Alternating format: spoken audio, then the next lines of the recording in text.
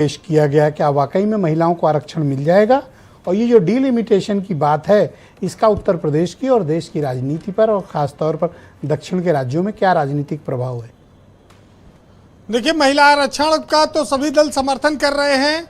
बात डिलिमिटेशन पर ही फंसी है कि परिसीमन का साल 2026 होना चाहिए। 2011 से ये परिसीमन के आधार पर आरक्षण पूरी तरह से तय नहीं हो पाएगा। सारी बात यहीं पर आकर फंसी है। और दूसरी बात यह है कि एक बिल बिना कांग्रेस समाजवादी इंडिया गठबंधन के सहयोग के पास हो नहीं पाएगा, ये भी साफ है। प्रधानमंत्री ने जरूर कहा कि समाजवादी पार्टी के पास चूंकि 37 सांसद हैं तो उन्होंने मित्रता का भाव प्रकट किया, लेकिन उतने से काम और बनेगा नहीं, कुछ और सहयोग चाहिए होगा।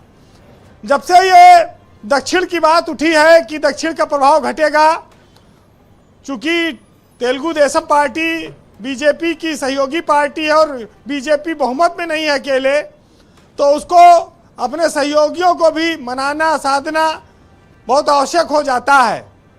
एक सहयोगी तो मने मनाए बैठे हैं, बिहार वाले, उनको मनाने की जरूरत नहीं, वो तो खुद ही लोटपोट हैं। तेलुगु देशम वालों को बीजेपी को थोड़ा समझाना पड़ सकता है। बाकी ये एक ऐसा मुद्दा है जिसमें कोई विरोध नहीं है। इस देश में जितनी राजनीतिक दल हैं, पॉलिटिशियंस हैं और जो जानकार लोग हैं, वो सब चाहते हैं कि महिला आरक्षण बिल पास हो जाए, महिला आरक्षण मिले 33%। लेकिन बीजेपी कह रहे नहीं, ये जबरदस्ती विरोध कर, जो नहीं कर रहा है उनको भी कह रहे हैं तुम विरोध कर रहे हो। अब वो यही हो गया एक तरह से। भाई, विरोध कोई नहीं कर रहा है, विरोध परिसीमन का हो रहा है। और लोकसभा के साथ साथ विधानसभाओं में महिलाओं को आरक्षण मिले, इसके लिए भी लोग तैयार हैं। जब हम देश की आधी आबादी की बात करते हैं, जब ये देश इस बात को गर्व से कहता है कि हम फाइटर प्लेन हमारे यहाँ महिलाएं उड़ाती हैं, हमारे यहाँ इंजीनियर डॉक्टर इस देश को तैयार करती हैं महिलाएं, तो उनको आरक्षण देने में किसी को कोई एतराज नहीं है। दुनिया में एक बात बहुत साफ रही है हमेशा से, और भारत में भी कोई भी बिल कोई भी पार्टी कभी लेकर आई हो, संपूर्ण रूप से उसको कभी उसका पूरा फायदा नहीं मिला है।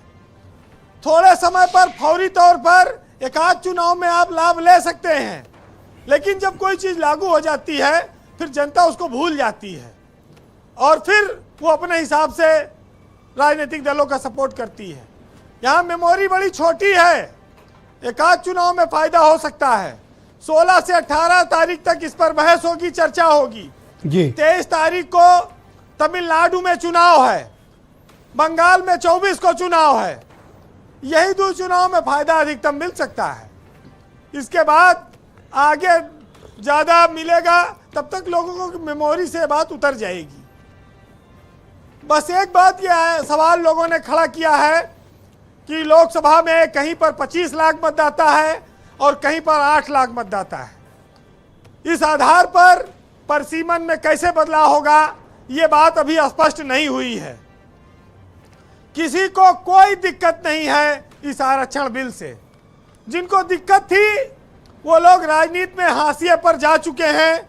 आपको याद होगा, एक बार लालू यादव ने महिला आरक्षण बिल का विरोध किया था और यह आलोचना की थी उन्होंने महिलाओं की कि आरक्षण का सारा लाभ परकटियां ले जाएंगी।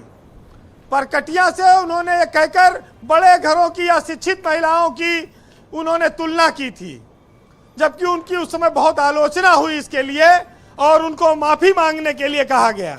लेकिन ये सब पुरानी बातें हो गई। आज भारतीय सामाजिक व्यवस्था में जयशंकर प्रसाद की कायमानी काफी महत्व रखती है, जिसमें कहा गया है कि नारी तुम केवल श्रद्धा हो, सिंगार रजत नग पद तल में, और पीयूष स्रोत सी बहा करो मेरे जीवन के सुंदर समतल में। ओके, बहुत बहुत शुक्रिया वीरेंद्र जी, आपका बहुत धन्यवाद हमारे साथ इस कार्यक्रम में शामिल होने के लिए। और